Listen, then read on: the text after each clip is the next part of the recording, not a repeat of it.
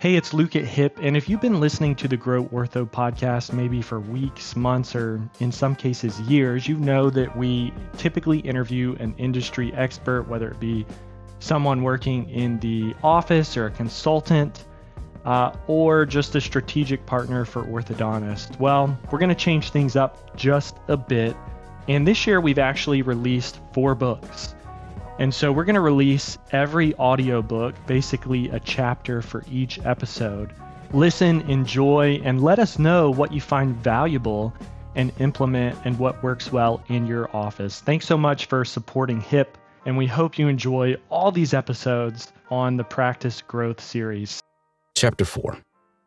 Manifesting your brand and culture through marketing. In this day and age, we are surrounded by companies that provide similar product offerings and services. If I want a coffee, there are dozens of coffee shops in my neighborhood I could walk into to get one. If I want a pair of shoes, there are hundreds of retailers I could visit either in-store or online to buy a new pair. But let's be honest. You don't want to pick between dozens of coffee shops and hundreds of retailers. Because it's hard having so many options. How do you know which one you'll like? Ultimately, you will gravitate toward the company whose brand and culture are the strongest. So, when you want a coffee, you might automatically think of a Starbucks latte. Or when you want a new pair of shoes, a fresh pair of Nikes may fulfill that desire. Your brand has to be so strong that when people think of getting orthodontic treatment, they think of you first. What's the difference between your brand and culture? Your brand and culture are the pinnacles of your success as a profitable business.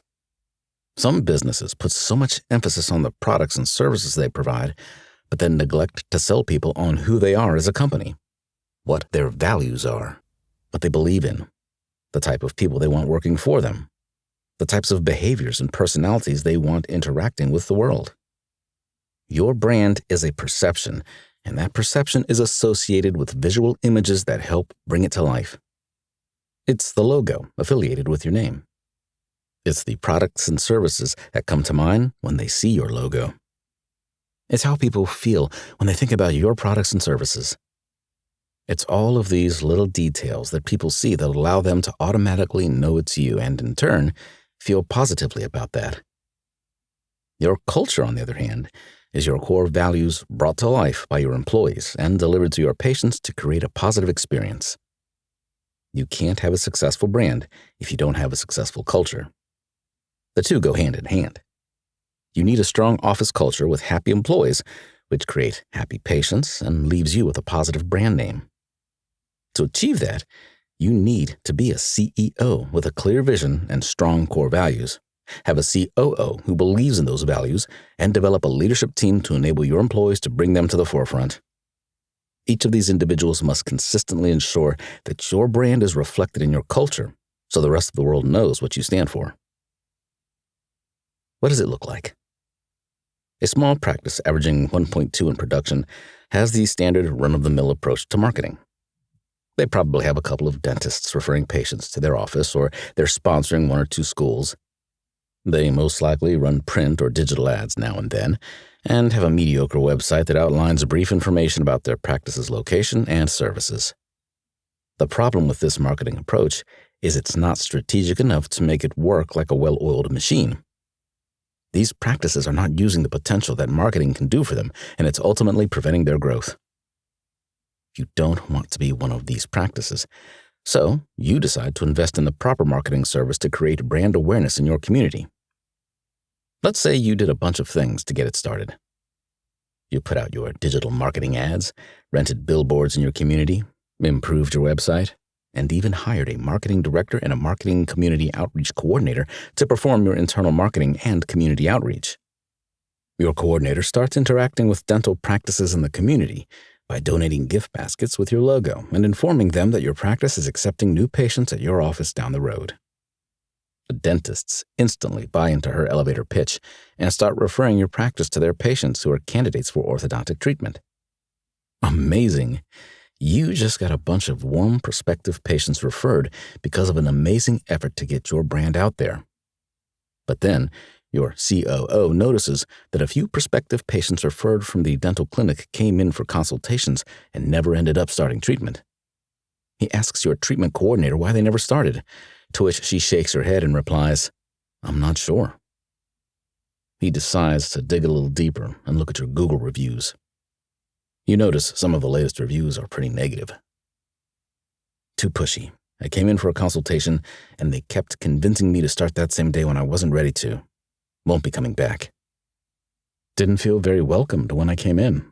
Staff didn't seem prepared and could barely answer my questions. When I was in the waiting room, I heard the front desk people talking badly about some of their patients. I could overhear their entire conversation. Not impressed and will not be returning. Extremely infuriated, he informs your office manager, who manages the front desk and scheduling team, about these reviews. She's not sure what to say, only that she will try to talk to the team to understand what happened. 3 prospective patients that could have started chose not to because of the horrible service they received from your team. They're probably not very thrilled with the dentist who referred them, and they're going to tell everyone they know about the horrible experience they had. What's the message here? While marketing and community outreach are essential, they're not serving you if you can't even nail down the fundamentals of exuding a positive culture in your workplace. No amount of gift baskets, donuts, or sponsorships will save you. Your brand can only shine if it has the culture to back it up. That begins with excellent customer service. Once your team consistently thrives in that area and makes the patient experience a memorable one, then you can feel confident putting your name and logo out there and jumpstarting your community outreach.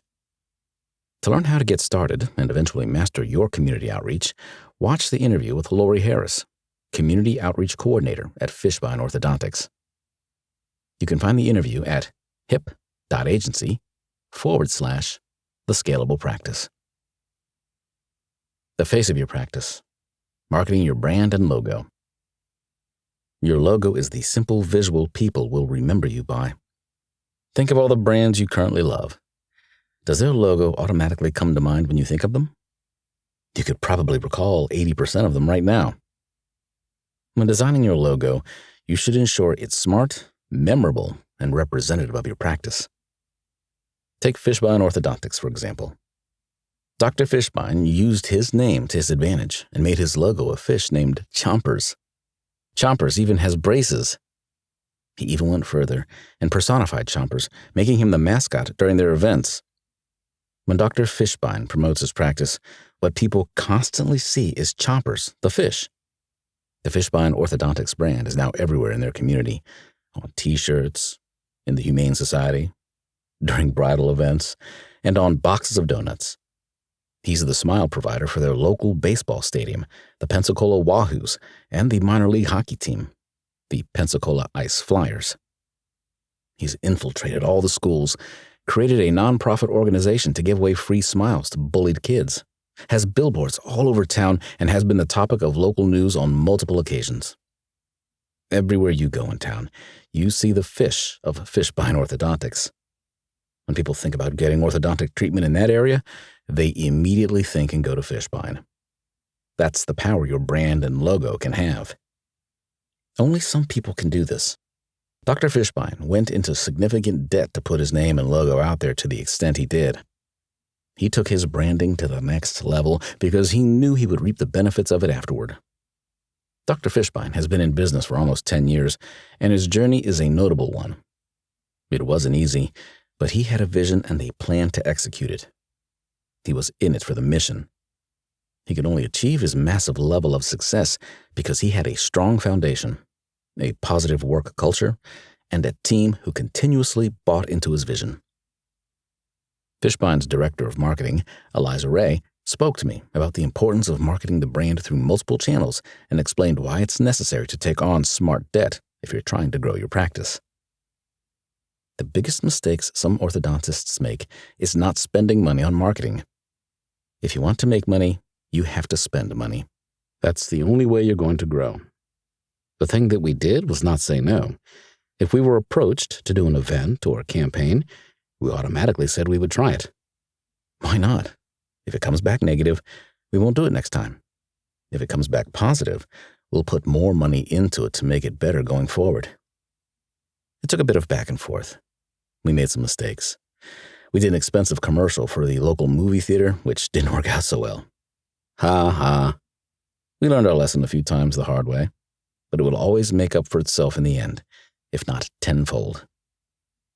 To listen to the full interview with Eliza, visit hip.agency/the Scalable Practice.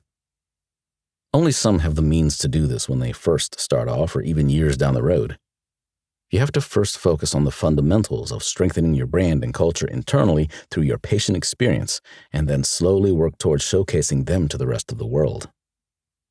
Dr. Kristen Connect from Connect Orthodontics is a prime example of this.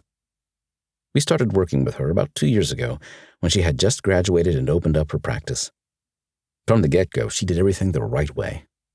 She created a great brand, perfected her website, nailed the customer experience, and scaled her marketing. She and her team started going to events in the community and increased their digital marketing by working with HIP. Dr. Connect used a similar approach as Dr. Fishbein, but on a smaller scale.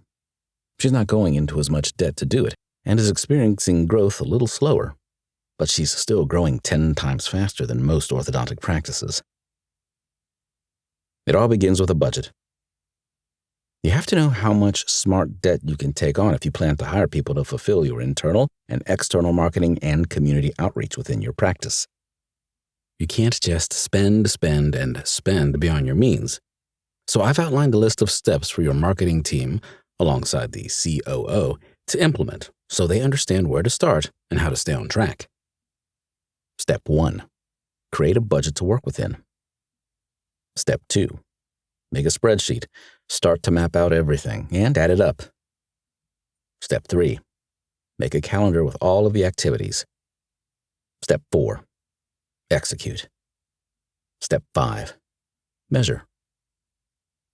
This is Fishbein Orthodontics' internal marketing and outreach calendar. There's nothing like a gigantic, color-coded calendar in your staff room to keep your team organized and on track. Here's a photo of a large whiteboard on an office wall. It has daily calendars for each month of the year from May 2020 through April 2021. Different types of events are filled out with different colored markers. To see a photo of the calendar, visit hip.agency/the Scalable Practice. Let's hear from the experts. I interviewed CEOs and COOs we currently partner with to conduct research for this book, wanting to understand their steps to improve their brand and culture. Here's what they had to say. Dr. Despot, how did you develop your brand? And how was that reflected in your locations? We just looked at who we were as a team. We knew we were fun, family-oriented, and flexible. We knew we only wanted positive vibes. One of our sayings is, straight teeth and positive vibes. That's what our brand is. You can't come up with a brand that's not you, or people will see straight through that. You can only fake it for so long before the truth comes out. It's best just to be yourself and run with that. In our locations, the music's pumping every day, and it's bright and inviting. We're always joking around and laughing, and we spend a little extra time chatting with the patients. It's too frequent that you go somewhere and no one talks to you or even calls you by your first name. There's no interaction or human touch. We didn't want that, so we're heavy on the interactions. We ask folks how their days are going and what's new in their lives. That's how I want people to remember us. Dr. Fishbein, what's the secret to having a good workplace culture? There's no secret to it. When your team members are happy, you can feel it. They're happy for a reason. You can't fake happiness when working with people for 8 hours a day. You have to give your staff a reason to show up to work every day. Whether through incentives like bonuses or promotions to reward their hard work, or just having a great group of people they enjoy being around daily. You can't magically have a positive work culture if you don't have positive employees. You can feel that energy when you walk into any business. When the culture isn't good, you can see the employees don't want to be there. Janet, how have you developed a healthy culture within your team? When we're hiring, we love warm referrals. If you know someone that wants to work with us, we welcome them to come to join us and be a part of our team. We like using that approach because our team knows our core values and the types of personalities we welcome at our office. If they have friends who believe in and embody those values, we feel more comfortable corresponding with them first before we look externally. We also try to incentivize the team, so there are team bonuses and outings that we do after work or on the weekends to let loose. For example, we have an upcoming staff appreciation night at the race stadium, and we rented the bullpen box. We have our vision and core values that we try to adhere to every day, so we continuously strive to maintain that culture. Seeing that helps them understand who Dr. McDowell, All Smiles CEO, is, and how he wants to be represented in the community. Amanda, what makes your office culture different? Part of it is because we have an awesome CEO, Dr. Fishbein, who's super laid back, loves music, and is open to all our ideas for the office. The other part is we are focused on the patient experience. Our staff is always smiling, and if one of them is having a bad day, I just let them go home. We're always overstaffed, so I don't want anyone to work if they're not feeling it that day. Our office has a relaxed at-home vibe, like you're visiting somebody's house for coffee. It's far from commercial looking and differs from traditional orthodontic practices. We have a wall that has every single patient's photo on it. We have photo shoots about once a quarter for patients that are coming out of treatment, and we've recently started implementing people that are still in treatment, which is kind of fun for them. We have Dippin' Dots, drinks, and other snacks at every location for whoever wants them.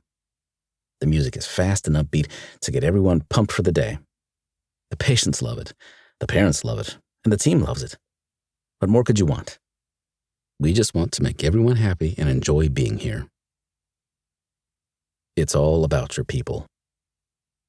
It's easy to notice that the common theme in each of the responses you've just read is to have the right people in place to promote the culture you envision for your practice. Without the right people in the right seats, you'll never achieve a positive culture and a strong brand. You must put 100% of your efforts into finding the right people who believe in your vision and core values and maintaining standards by consistently training, coaching, and rewarding those valuable team players. In the next chapter, we'll discuss how you can find the right talent, fill the right seats, and create a positive candidate and employee experience to amplify your practice's brand and culture.